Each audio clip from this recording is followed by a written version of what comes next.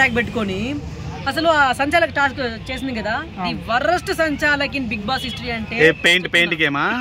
Paint game. దాంట్లో second round లోనే Demon Pavan eliminate అయిపోవాలి. యాక్చువల్ గా చాలా మటుకి పెయింట్ అయిపోయింది. యాక్చువల్ గా అది బజర్ రౌండ్. బజర్ వేసినాక స్టాప్ చేయాలి. స్టాప్ చేసిన తర్వాత ఎవరు పూయకూడదు. ఒకవేళ పూస్తే ఎలిమినేట్ అయిపోతారు. ఆ బజర్ రౌండ్ లో మధ్యలో ఈమె ఎందుకు దూరి అంటే ఆమె తెలిసిపోతుంది డిమాండ్ పవన్ కి కలర్ తక్కువ ఉంది, ఖచ్చితంగా వీడు ఎలిమినేట్ అయిపోతాడు అనేసి బజర్ మోక్కుని స్టాప్ స్టాప్ స్టాప్ స్టాప్ అని చెప్పేసింది. ఈమె స్టాప్ అని చెప్పిన దాని వల్ల ఎందుకు స్టాప్ చేయాలి వాళ్ళు? ఒక మాట చెప్తున్నా, వాళ్ళకి స్టాప్ చేయాలి అవసరం లేదు. ఓకే ఒకవేళ స్టాప్ చేయలేదు, ఆయన స్టాప్ చేయన లైక్ పక్కకు వచ్చేసారు బన్నీ గారు. వచ్చేసిన తర్వాత కూడా ఈ డిమాండ్ పవన్ పోయి ఆయనకి ఈమెన్ కూర్చొని ఉన్నాడు. అది కళ్ళు కనిపించట్లేదు. కళ్ళు ఎక్కడ పెట్టినావు? అప్పటికి క్లియర్ కట్ గా తెలిసిపోతుంది ఫేవరిజం.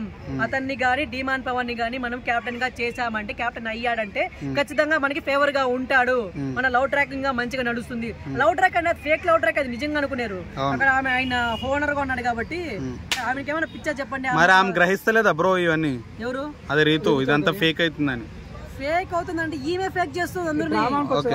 ఈమె వాడు అంటే ఫేక్ లాగా చేస్తుందా? డ్రామా చెప్తున్నాను కదా, వాళ్ళు ఓనర్స్ లాగా ఉన్నారు. ఈమెకేమైనా పిచ్చే లేకపోతే అంత తెలియలేదని చెప్పండి. ఈమె పెద్ద సెలబ్రిటీగా ఉంది, మంచిగా అందరికి పేరు తెలిసి ఈమె. అలాంటిది కామన్ పర్సన్స్ తో పోయి వాళ్ళతో లవ్ ట్రాక్ పెట్టుకోవాల్సిన అవసరం బయట పెళ్లి చేసుకుంటుందా? లేదు కదా. అంత ఓట్లు డిమాండ్ పవన్ కి ఓట్లు ఏం పడవు. లవ్ ట్రాక్ స్క్రీన్ ప్రెజెన్స్ పడుతుంది. అలా అయింది కానీ మొత్తం నెగిటివ్ ఇంపాక్ట్ అయితే అయిపోయింది అంతే. మరి కామన్ మ్యాన్స్ ఎలా ఆడుతారన్నా? ఎందుకురా ఈ సీజన్ లో కామన్ మ్యాన్స్ వీళ్ళగా సెలెక్ట్ చేసినామా అనిపిస్తుంది. ఫస్ట్ లో శ్రీజ గేమ్ మంచిగా ఆడింది కానీ ఈ సంజన గారు గెలిచారు కదా, ఎవరు హౌస్ మేట్ లైక్ కెప్టెన్ గా గెలిచారు కదా, ఫస్ట్ కెప్టెన్ గా. అప్పుడు శ్రీజ వాళ్ళే గెలిచారు. ఎందుకు? శ్రీజకి ఆ రోజు హెల్త్ బాగాలేదు, అది విషయం ఎవరికి తెలియలే. బట్ ఆమె నిలబడింది 2 గంటల వరకు నిలబడి తనను తను ప్రూవ్ చేసుకుని సంజన గారికి అయితే గెలిపించింది. అప్పుడు చాలా అంటే చాలా మంచిగా అనిపించింది, సెల్యూట్ అనిపించింది ఆమెకైతే. కానీ ఎప్పుడైతే ఆ ప్రియతో చేరి నోరేసుకొని పడిపోతుందో ఓని గయ్యాల గంపల్లా తయారైతారు, అప్పటి నుంచి చాలా నెగిటివ్ ఇంపాక్ట్ అయితే అయిపోతుంది. సో ఈ వారం ప్రియా ఎలిమినేట్ అయిపోయి ఉంటే శ్రీజాకి మంచి ఇంపాక్ట్ ఉండింటూ అనిపించింది. బట్ ప్రియా అయితే సేఫ్ అయిపోయింది. మర్యాద మనీష్ ఎలిమినేట్ అయిపోయాడు అంటున్నారు. ఇప్పుడు మర్యాద మనీష్ బయటకు వచ్చేస్తాడంటవా? మర్యాద మనీష్ ఎలిమినేట్ అయిపోయాడంట. మాస్క్ మ్యాన్ అతనికి క్యాపబిలిటీ ఉంది గేమ్ ఆడడానికి. ఫిజికల్ గా మంచిగా ఉన్నాడు, లైక్ మెంటల్లీ కూడా మంచిగా మాట్లాడుతున్నాడు. కానీ like front forward straight forward అంటారు కదా, నోటికి ఏదో వస్తే అది మాట్లాడిస్తున్నాడు.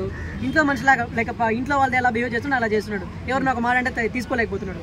సో బిగ్ బాస్ అన్నాక 14 మందిలో ఒక్కొక్కరు ఒక రకంగా ఉంటారు. ప్రతి ఒక్కరు గెలవడానికి వస్తారు, ప్రతి ఒక్కరు ఏదో ఒక మాట అంటారు. అలాంటి పట్టించుకోకూడదు.